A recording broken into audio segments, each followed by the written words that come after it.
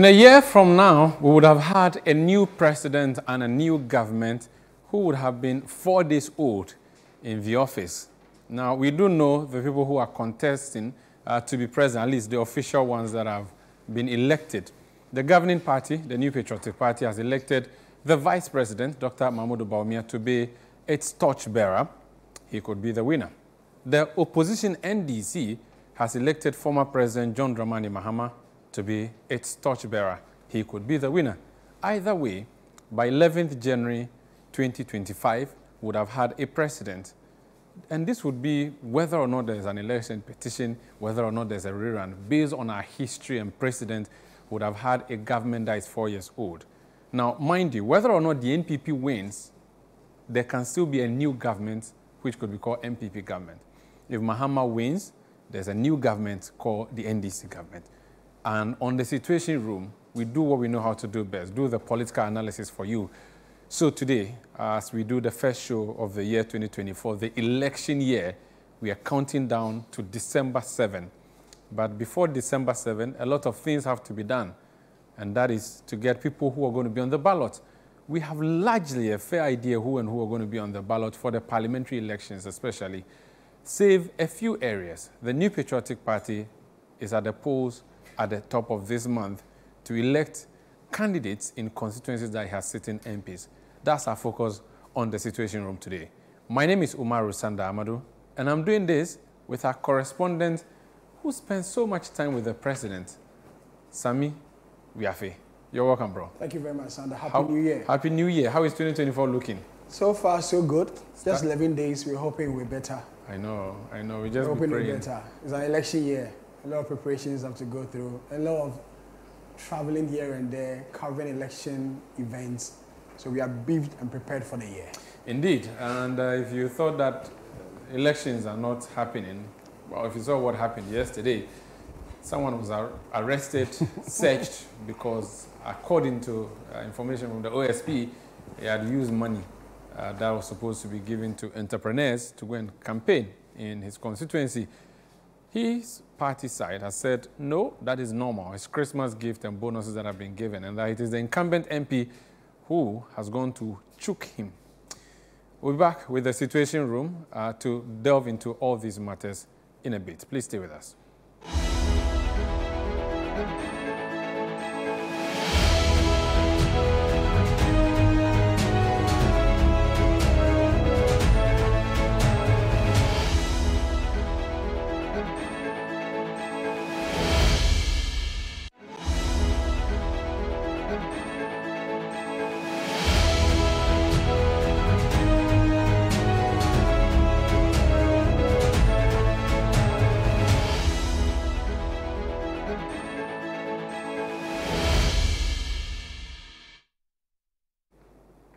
So like I said, we're going to be heavy on the New Patriotic Party. That's because it is going to choose candidates to represent it in various constituencies across the country. Indeed, 18 NPP MPs have decided not to run for office again.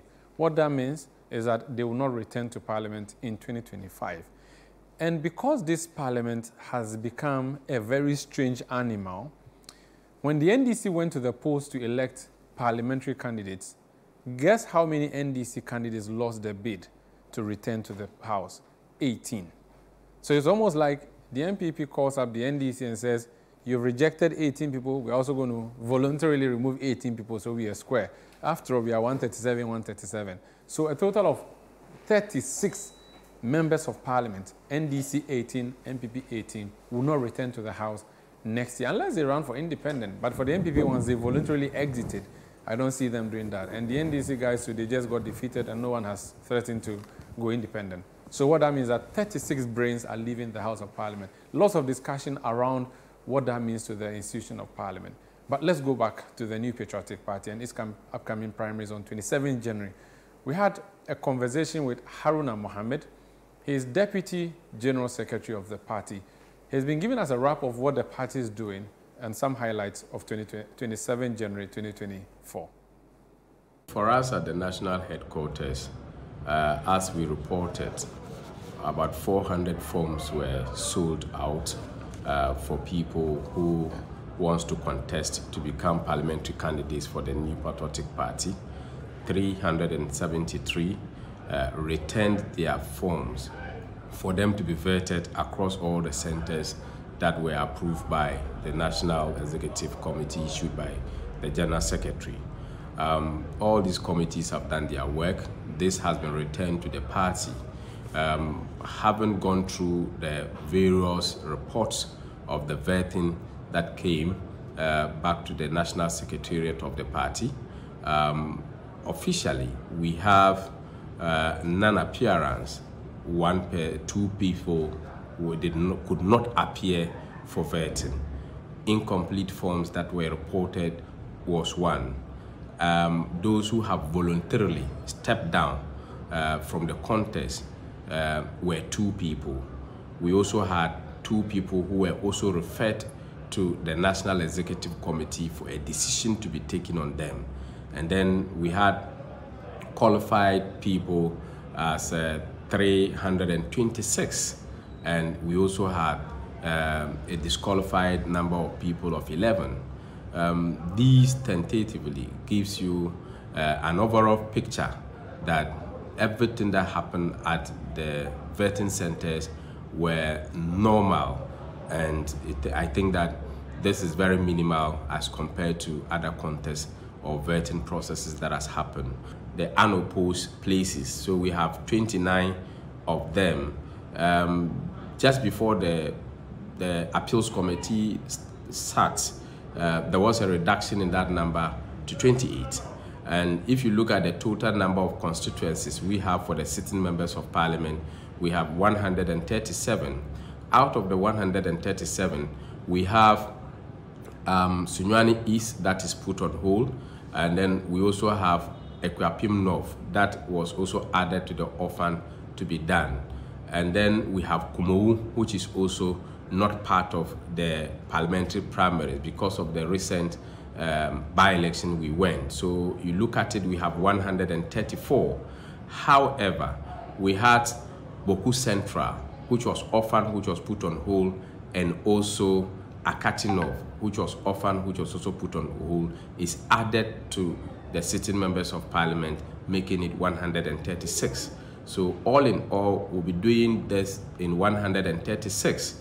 However, if the unopposed stands, then that will be 108 constituencies that will be doing elections, whilst 28 will be going unopposed. However, conferences will be taken at those places to affirm the decision of the party for yes or no, and Electoral Commission will be supervising that together. So that's Haruna Mohammed, his Deputy General Secretary of the NPP, giving us a wrap. And so it's happening across the country. But let's start off from the national capital. Sammi, you've been observing the elections, the race in the Greater Accra region.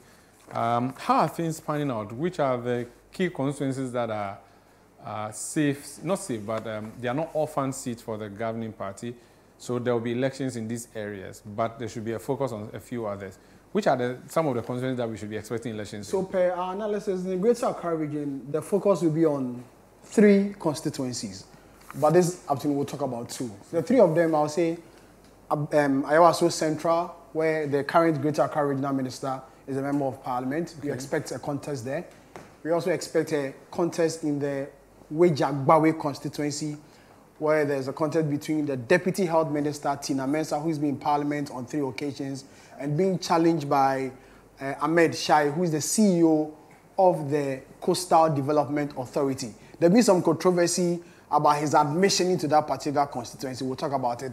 And then we'll also look at the Dom Kwabenya constituency, which is also an NPP seat.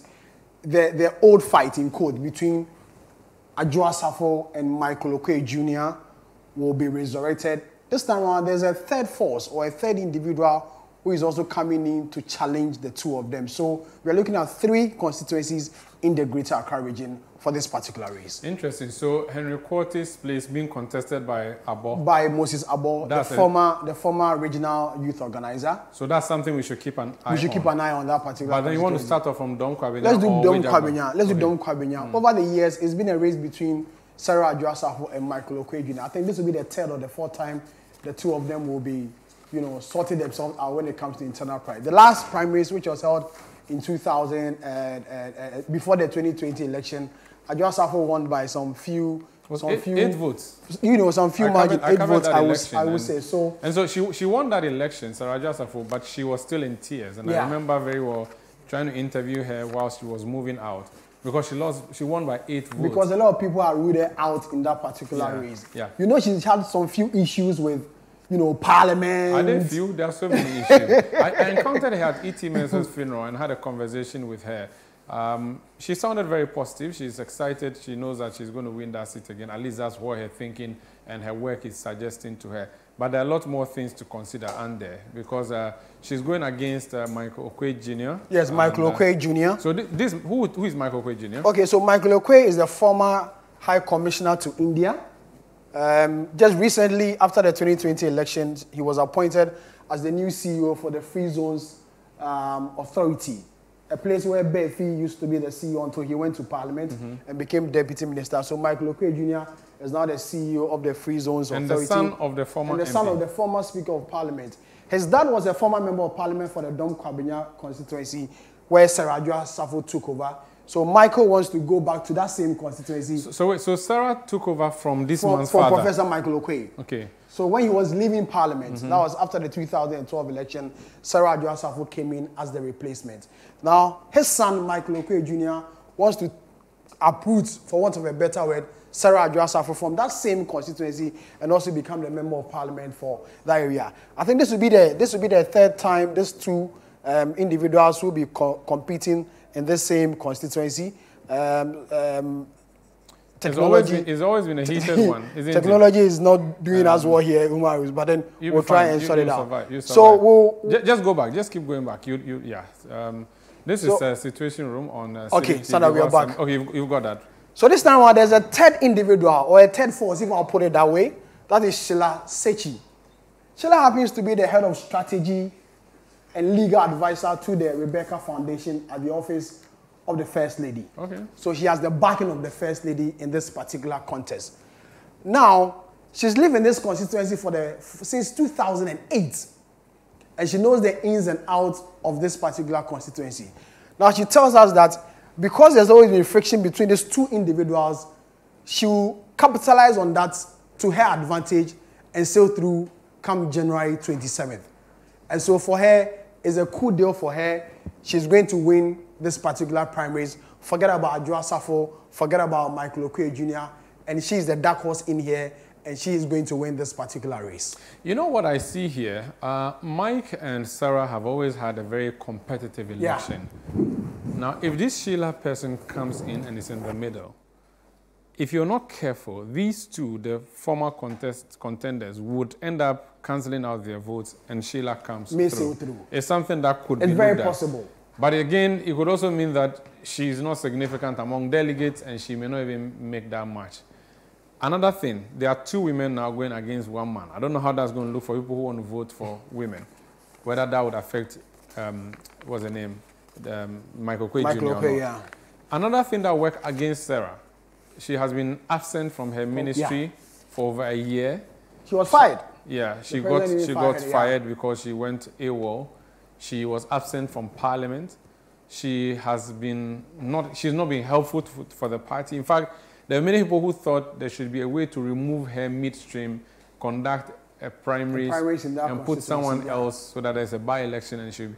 But all of that did not happen. She's still at post. She will remain at post until January 6, 2025.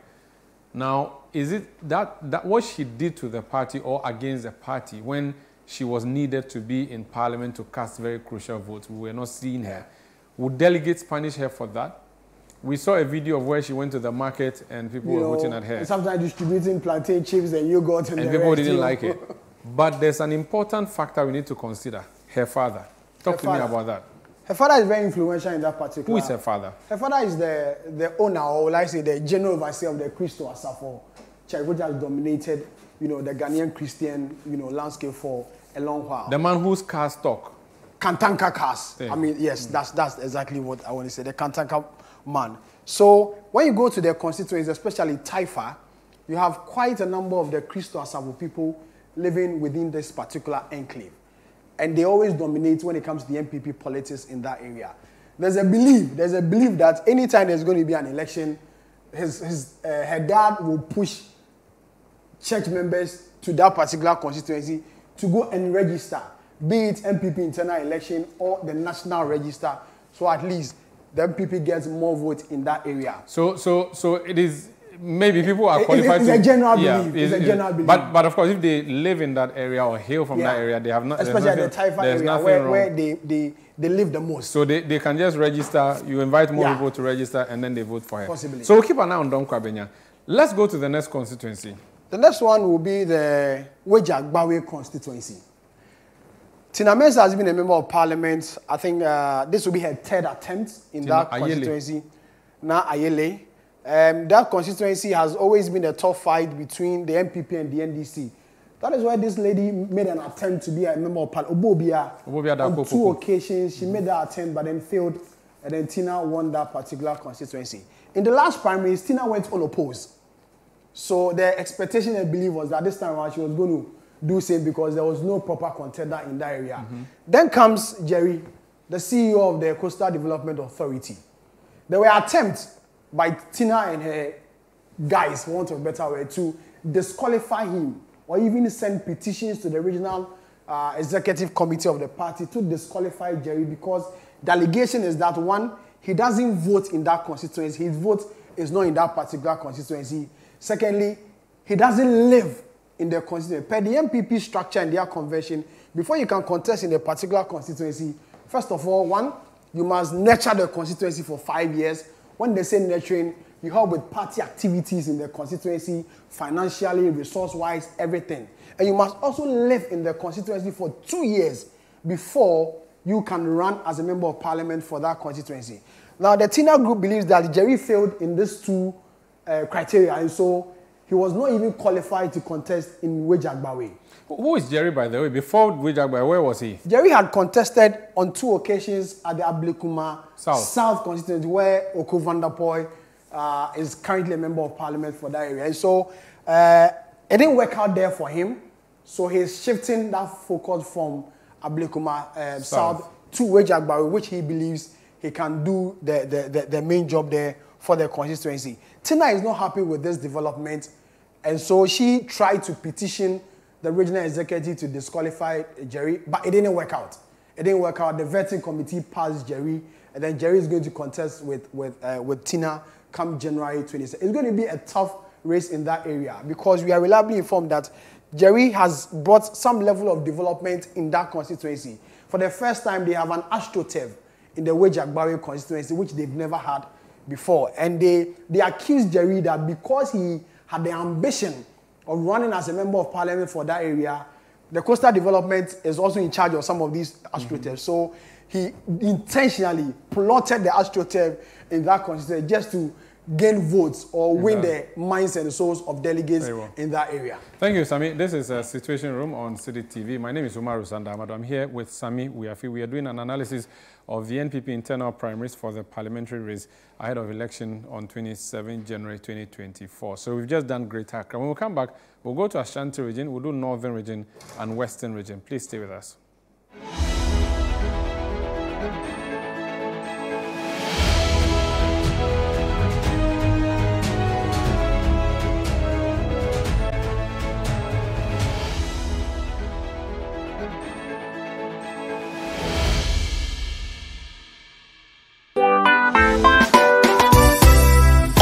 All old Swesconians to the annual Thanksgiving and Remembrance Service to kickstart the year. All year groups of the Swesco Old Students community are cordially invited to our Thanksgiving and Remembrance Service on the 14th of January 2024 at the Christ Temple of ICGC, Abosiokai at 2 p.m. prompt. Indeed, how can we say thanks for all the things the Lord has done for us? Our host is PSCA Reverend Dr. Mensa Otobel. The date is 14th of January 2024. The venue is ICGC Christ Temple, Abosiokai. The time is 2 p.m. prompt. The attire is all white. Come and meet a fellow PSCA and reignite your long-lost friendship. Swesco, Semper Cum Optimus.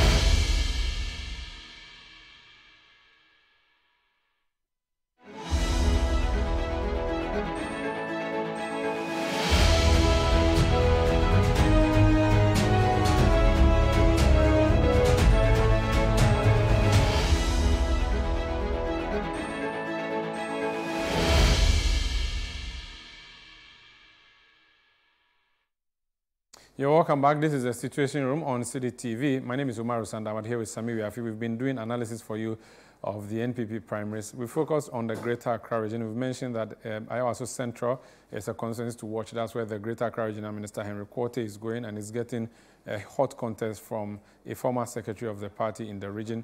We also have talked about Wejak Bawe, Tina Mensah going against Jerry Ahmed Shaib.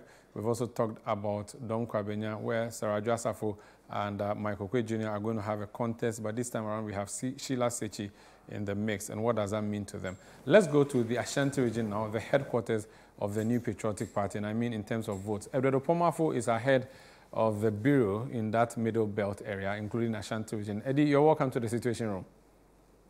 Thank you, Sanda. Talk to us about Ashanti region. I mean, of course, it's the biggest place of all the places for the NPP's vote. How are things looking at? Which are the conditions we should look at generally, and which ones specifically have you singled out for the analysis? Sanda, if we look at the Ashanti region, we'll be having 41 constituencies where the constituency elections will be taking place. That's the parliamentary elections. And so out of this 41, there are 5 constituencies that will be having unopposed, and then we're expecting some kind of stiff contest in 36. And so to look at the ones that are going unopposed, we were looking at Akrofrom, that's Alex Blankson. He's not having any contest. We have Education Minister, Dr. Osaya Educhum, that's for Bosomtring. We have Ejoso, Dr. John Kuma is also running unopposed. We have Efijasa Sokore, Nana Uafriye, also south to Isaac Yaopoku is also running unopposed. So these are the ones. But for the other 36, we're expecting some kind of heated contest. And out of these ones, I've actually put together the main ones at the top 10. I'll put the Bantama contest as the topmost one, because a lot of people are anticipating that it's going to be a heated contest. So we have the Works and Housing Minister, Asen Sobwache, coming up against Raphael Ejapon,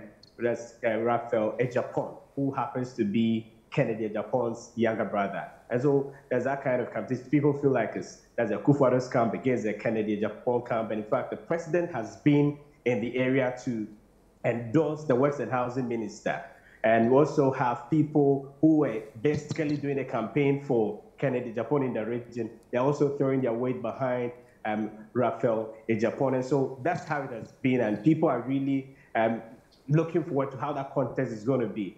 I remember when they were being vetted and we're having interviews with them.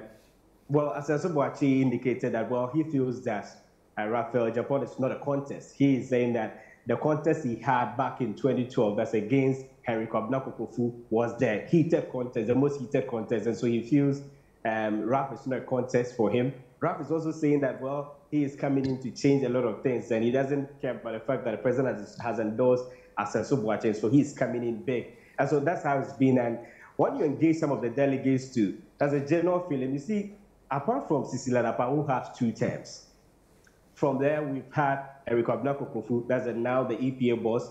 He had just 1 term.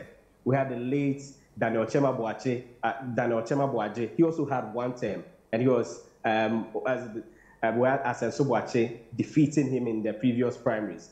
And now Asen Sobwache is also facing a contest. So some people, there's an atmosphere, how the environment has been. Some people feel like, well, the 1-term trend could actually continue. But Asen Sobwache is insisting that, well, he's going to make a point, and so he is confident of victory. So that's the Bantama constituency. Okay.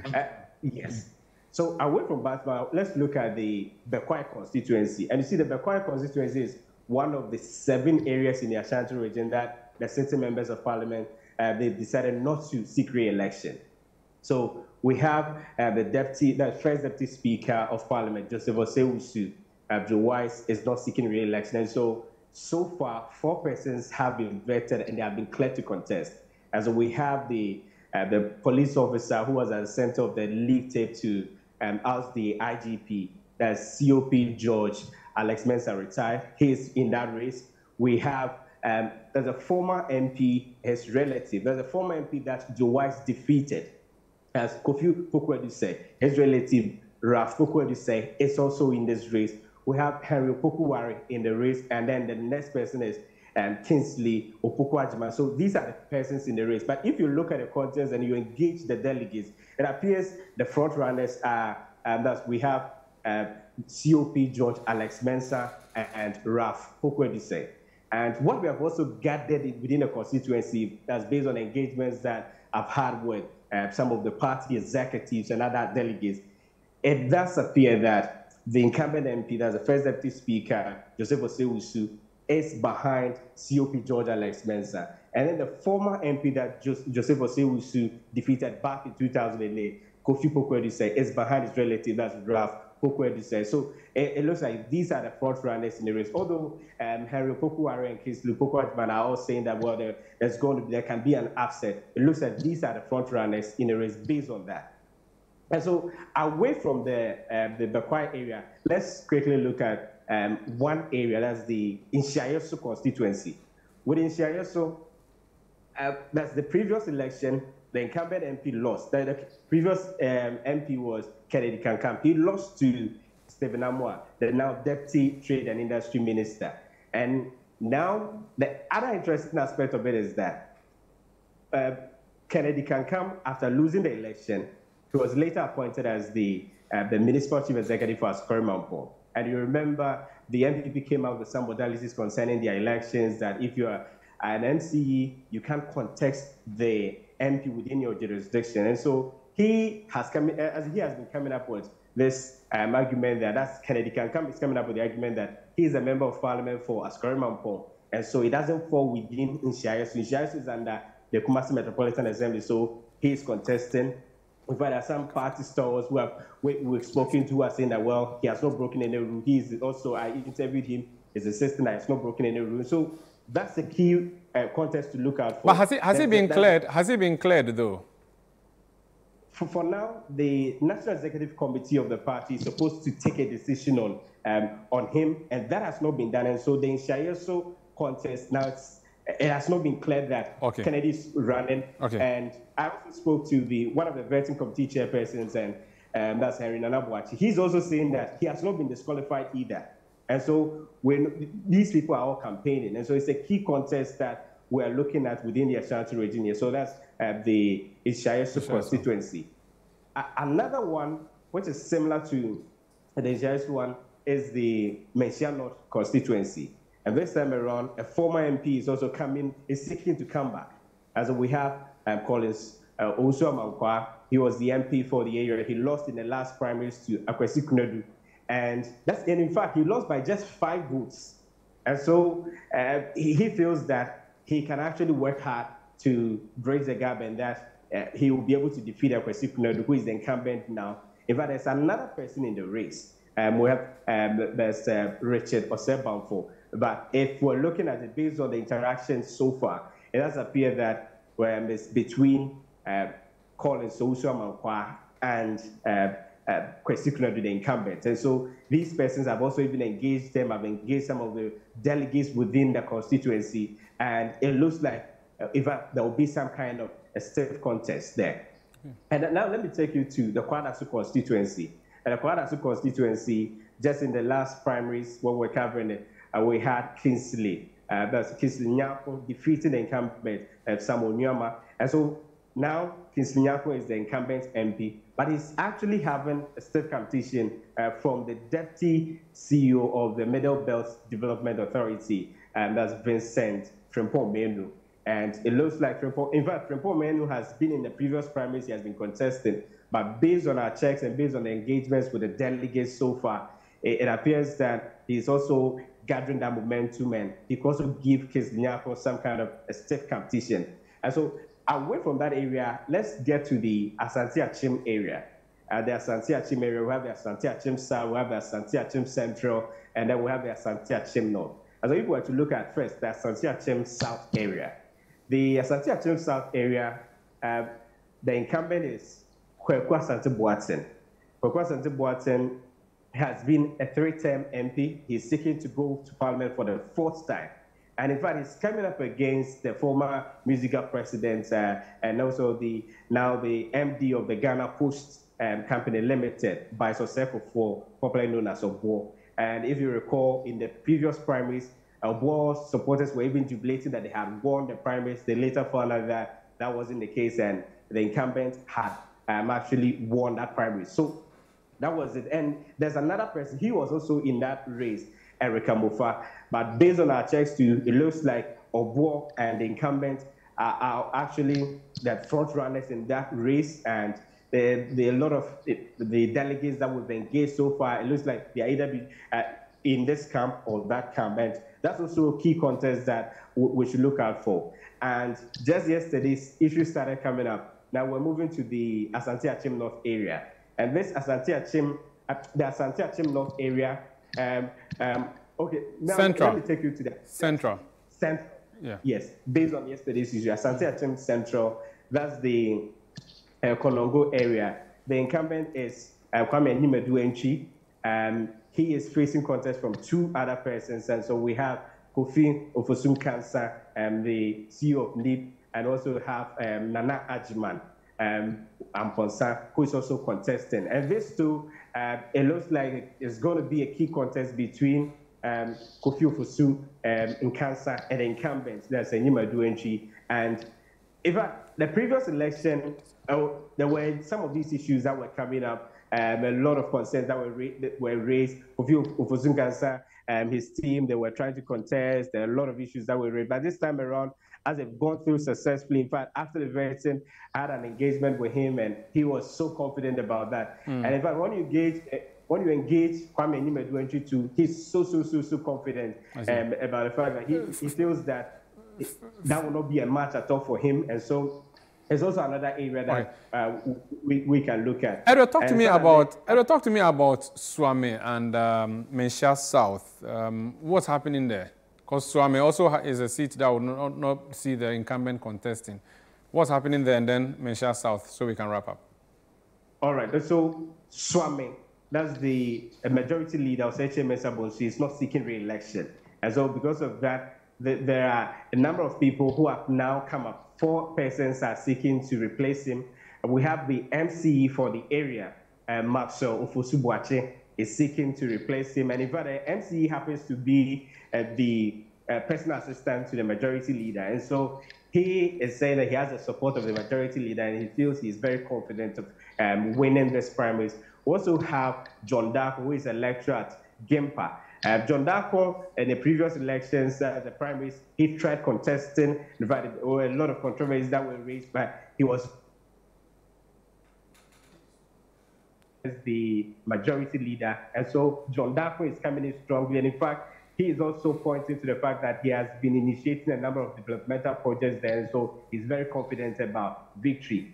Well, there are others. We have the special assistant to the former president, and then a spokesperson to the former president, Dr. Edubofo. He's also contesting. He feels that based on his experiences and the fact that he's very close to former President Kufuor and the kind of people within that circles, he'll be able to win the primaries. He's that confident. And there's another person, Pius Champon, a former assembly member for the area, and Pius is also in that race. But if we were to look at the Menchia South, like you mentioned, that we have the energy minister, Dr. Matthew Opoku Prempeh. He is having, that's a contest. In fact, there were 3 persons who were contesting, but 1 person has been disqualified from contesting as Adwa Mankwa. And that's because, that's according to the vetting committee, he is not a registered voter within the area. And so they disqualified him on that level. So it's now between Dr. Matthew Opoku Prempeh and Helena Pinaman. They are the people contesting. Very well. But Sarah, let me just touch on the Asante Achim North area. The Asante Achim North area is also an interesting contest because that's you Agogo. recall that, yes, Agogo. We have the incumbent MP. He was the one leading the team that were, in a way, dribbling against the government. And so we have NDP Akubi. It had a lot of issues that were raised at the time. So in fact, a lot of people are also contesting. There are 5 people in that race. In fact, he has always been contesting against, that's after he defeated the MP, the then MP, Kojo Bajman in 2016. Kojo Bajman has always been contested. So Kojo Bajman is in that race, but we have the spokesperson for the Education Ministry, Kwesi Kwarteng, in that contest. We have two others who are also confident of victory. We have Saka Stevens. He is also confident that he's actually going to win. And we have one other who is also seeking to cause some kind of upset. Thank you so much. Edward Opomafo is our Middle Belt Bureau Chief. So he's just bringing us up to speed on what's happening in the Ashanti region, a very critical region for the governing New Patriotic Party as it goes to the polls on 27th January to elect parliamentary candidates for the constituencies that it has sitting MPs. Let's make a quick swing now to the western part of the country, stop in Takoradi, the western regional capital, and Akwesi Ejenim is there for us. Akwesi, what is the situation in western region? Which are the key areas that you have eyes on? Well, Sanda, western region is actually warming up to the 27th January primaries, where we are going to have 9 constituencies out of the, where we have NPP sitting parliamentarians. And out of the, if I have to run it by the 9 constituencies, we are looking at Takoradi Swaim, Ahanta West, Mpoho, Kwesimintim, Efia, Takoradi, Sekendi, Esikado Kitan, and Shaman. And out of these 9 constituencies, where I'm tipping to see, hot contest, are these 5. And I'm talking about Kwesimintim, Shaman, Esikado, Takoradi, and Efia. I would want to first start with Esikado Kitan. And Esikado Kitan because it is the only constituency where we have the sitting member actually opting out to contest. And I'm talking about Joe Gate, who actually occupied the Esikado Kitan constituency for the past, 5 elections that we have seen. He was the longest serving MP in the region until, his departure. And because of that, the seat has become vacant. It has become for people to actually come in and contest. And we have 3 people who have actually put themselves forward to contest the Esikado Kitan constituency. First, I want to start with Charles Bisiu, very much known controversially, attached to the Interministerial Committee Against Illegal Mining. He is coming in as a former regional secretary of the NPP over here in the Western region, coming with that credential to actually contest that seat. He is also being contested by one Giovanni Osetutu, who is the former youth organizer of the Esikado Kitan constituency. He is seen to be a more local person, very much known locally because he's been an executive at the local ground at the constituency level, and he's always stayed with the people. He's seen to have an affiliation with Ahanta West, and so there's a group who feel he should have actually contested in Ahanta West, where he comes from. But he also says that he has a lineage connected to the Esikado paramountcy, where we have Nana Kwabena Ketia. And so he also sees himself as a very much native of the area. And so he's there to contest. And then we have the only female in the contest, that's Anna Homa Akesi Mieza. What is so significant about Anna Homa Akesi Mieza is that in the last primaries, that is in 2020, Anna Homa Akesi actually contested the Elembele constituency against the certain DCE, Kwesi Bonzo, but she lost. And just after her loss, she found herself staying in Esikado. I understand she has a place that she stays there, and so she qualifies to be there for the period that she has been there. So Anna Homa Akesi has actually moved from Elembele to Esikado to contest. It's going to be very competitive because if you look at these 3 candidates, you don't see any of them having so much weight against the other. And so that is what is going to happen in Esikado Kitan. Now, let me take you to Kwesimintim, where we have the former NACA boss, who is now the incumbent MP. I'm talking about Prince Ama, Dr. Prince Ama, who is a first-time MP for Esikado. He is going for Kwesimintim. For Kwesimintim, and she's actually being contested by one lady by the name Yapukua Bedin. Yapukua Bedin is a former regional executive, regional officer, and also the current deputy CEO of the National Health Insurance Authority.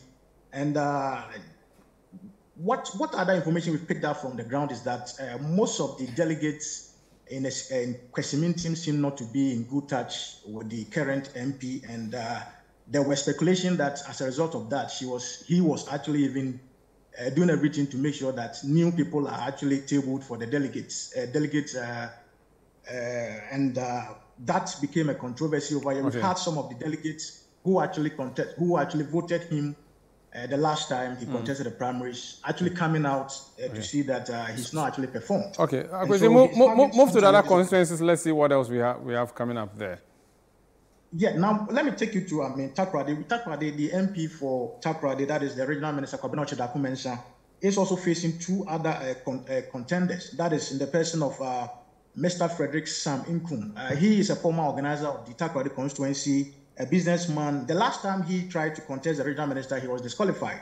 But this time around, he was cleared. And we have a new face, one Richard Isuman Addison, known to be a son of one of the stalwarts when it comes to the NPP party over here. So that is how the Takoradi constituency is shaping up. Now, let me take you to a fair constituency where we have the Minister of State for Public Enterprises, Joseph Kujo, who has already been there. I mean, he's going for the 4th term. He's already been a 3-term MP, and he's being contested by one lawyer, Isaac Buama Nyako, who was one of the people appointed to manage the finances of the NPP in the region. And if you come to the region, I mean, this is the first time we've seen some kind of competition in that FIA constituency, because if you go everywhere, you see the pictures and the posters of this lawyer Isaac Buama and Nyako coming very strongly to compete a certain MP. And then we can look at Shama. Shama is going to be one of the hottest in the region because the incumbent MP is generally seen not to be actually doing the bidding of the people of Shama. And so if within the party, they don't seem to be in support of him. So we have the former DC of Shama, Mr. Joseph Amwa, who recently passed out as a lawyer, coming to contest him. And then we have a financier of the party in the constituency, Mr. Kwabena Afo, Isaac Kwabena Afo. He's known to be somebody who has actually financed most of the previous NPP MPs, and this time around he's a banker, the one CEO of Lower Pra Rural Bank, who has actually put himself forward to actually contest the sitting MP, Mr. Eric Samuel Erickson Abeka. And so we have Samuel Abeka being contested by Joseph Amwa and Mr. Isaac Kwabena Afo, the banker, actually contesting him. So I mean, these are the top 5 out of the 9 that we are hoping to see some contest in the Thank you so much, Akwesi. Do keep an eye on the constituencies, and on 27 January, we'll be back to see who wins what. That's Akwesi Ajay Nim. He's a correspondent in the Western region. Let me just give you brief information on the northern part of the country. So the Northeast region, where the Vice President hails from, the NPP seems to be doing very well there, but NDC has some seats in that region. A few constituencies to look at. Wale is where the Vice President comes from. The gender minister is the incumbent member of parliament, a woman. Now she's being contested by someone who works in the vice president's office, so we are looking forward to a contest there. Nalerugo Gambaga is critical for the NPP. It has to be a seat that they should win. Now if you come to the northern region, there are a lot of constituencies, 16 constituencies in total for the region. The two parties have split them into halves, 9 each. The ones that we have an eye on are one, Bimbila. Bimbila is where the Minister for Defense is, the Honorable Dominic Nitiwo. You've seen over the past 1 week or two, we've been bringing you reports. Aminu has been giving us a series of reports about challenges relating to his contender and how those challenges are being resolved. So we have an eye on that. Zabzugu is a constituency at the northeastern part of the region. The incumbent is John Jabbar Binam. He has been there for a long time. He is being contested now by Deputy Chief of Staff, Fawaz, and so we are looking for a contest from there. Ethnicity may play a role, who belongs to which ethnic group. Fawaz being a Dagomba, John Binam being a Konkomba. It's a constituency that we have an eye on, and we are looking forward to a contest there too.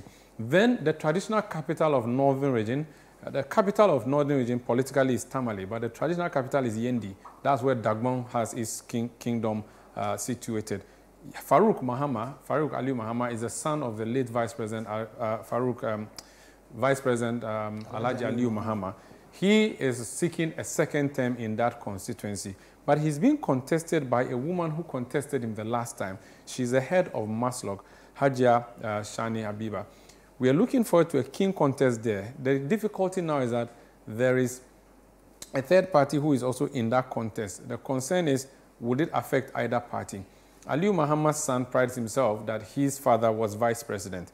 Hajia Shani prides herself that her father was the first MP for Yendi. So that is what we are really looking at. We are also hearing that the establishment of Jubilee House supports Hajia Habiba, who is with Maslog. However, we are told that because of Farouk Mahama's support for Dr. Mahmoud Bawumia's campaign, he may be getting some support from there. So that is just a quick view of what the northern sector looks like. Sammi, we need to wrap up, but it is going to be a crucial election. Very. And I've always maintained that every political party will begin to see it's losing a major election based on the outcome of its parliamentary primaries, especially in areas where they are sitting members of parliament. It's very crucial for every political party.